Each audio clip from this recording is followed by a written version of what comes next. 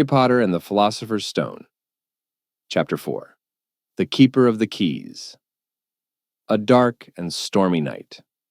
The chapter begins on a dark and stormy night. The wind is howling outside and the sea is crashing against the rocks of a small, lonely island. Rain lashes against the windows of a tiny, old wooden hut, sitting on the rock in the middle of the sea. Inside the hut, Harry Potter lies awake on the cold floor, shivering under a thin blanket. His relatives, the Dursleys, have taken the only bed in the room, while Dudley sleeps on the old, lumpy couch. Harry's not comfortable, but that is nothing new. He has spent his whole life being treated badly by the Dursleys. His uncle and aunt never gave him a proper bed or bedroom.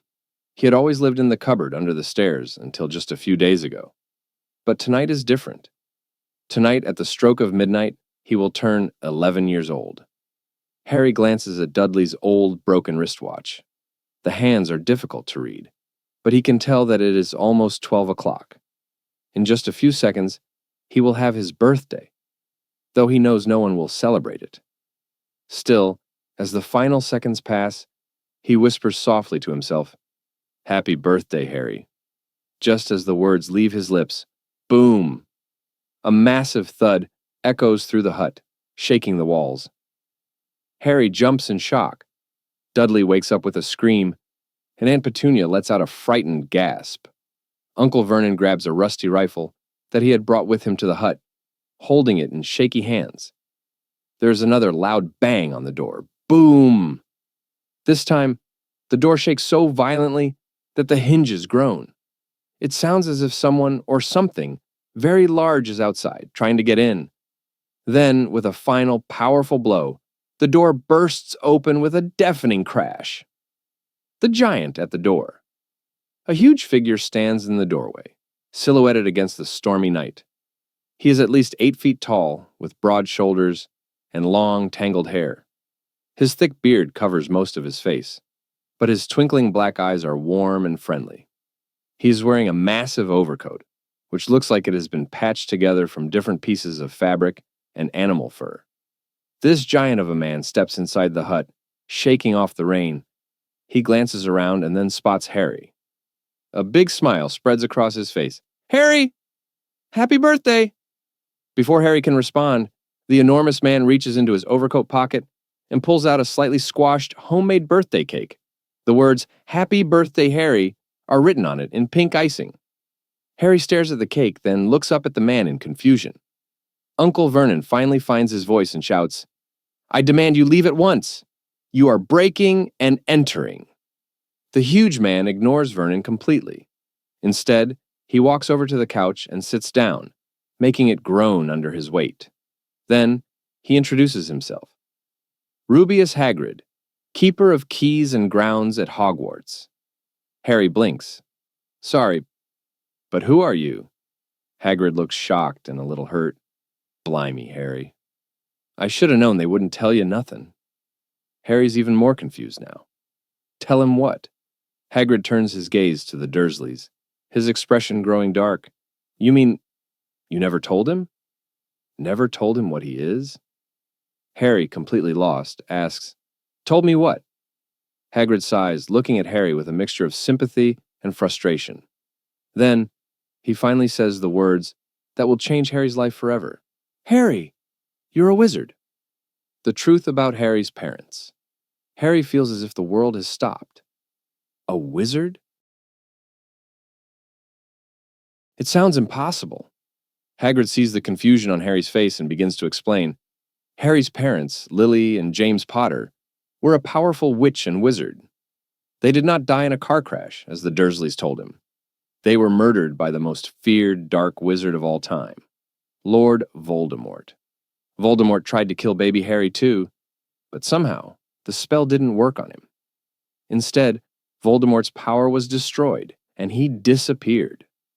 That's why Harry is famous in the wizarding world. People call him the boy who lived.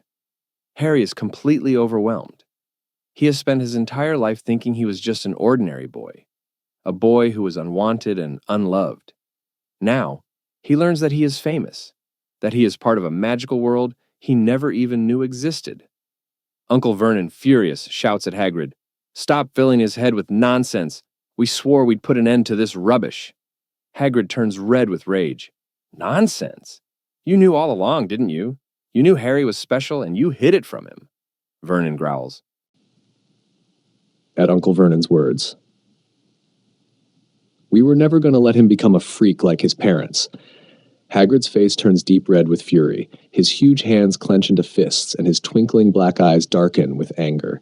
He glares at Uncle Vernon, his enormous chest rising and falling as he breathes heavily. "Freaks," he growls, his voice dangerously low. "Is that what ye call them? James and Lily Potter, two of the finest witches and wizards I ever knew?" Hagrid's massive form looms over Vernon, making the fat man shrink back in fear. "You never deserved to have Harry in your house," Hagrid thunders. "All these years. Treating him like dirt, hiding the truth from him." Aunt Petunia squeaks in fright, her hands clutching Dudley's shoulders. Dudley, too scared to move, stands frozen, his mouth hanging open.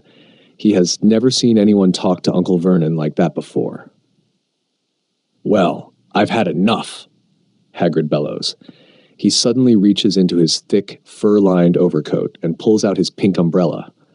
It doesn't look like much, just an ordinary umbrella, but Harry notices the way Hagrid grips it tightly, his fingers wrapped around it like it's something powerful.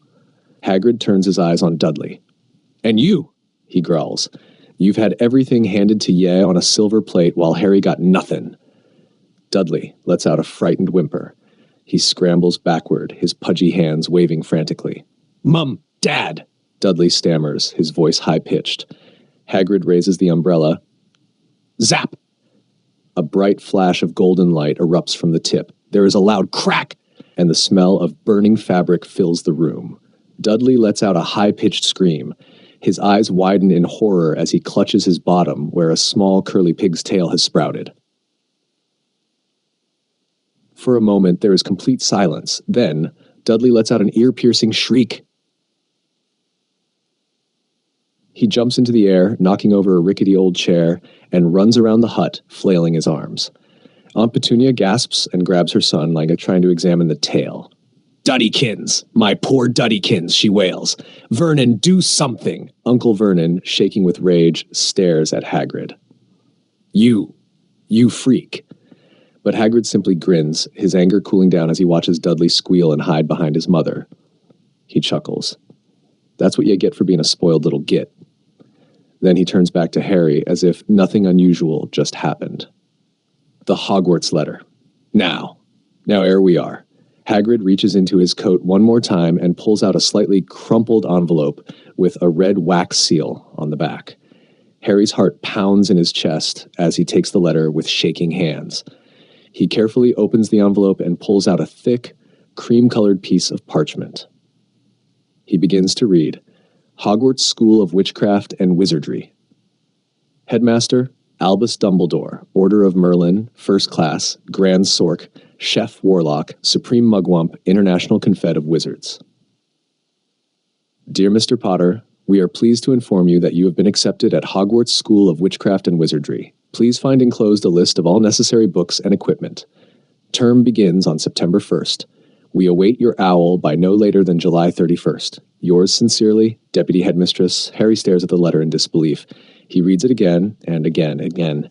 His mind is spinning. He has spent his entire life feeling different, out of place, unwanted, and now, here it is. Proof that he truly is special. But one thought lingers in his mind. He looks up at Hagrid, his voice hesitant. But I don't know any magic. Lets out a booming laugh, shaking his head. Don't worry, Harry. Magic is in your blood. At Hogwarts, you'll learn everything ye need to know. Harry swallows. His hands are still trembling. But now it's not fear. It's excitement. For the first time in his life, he feels like he belongs somewhere. Tomorrow, he will leave the Dursleys forever. Tomorrow, he will step into a magical world, a world that has been waiting for him all along. This version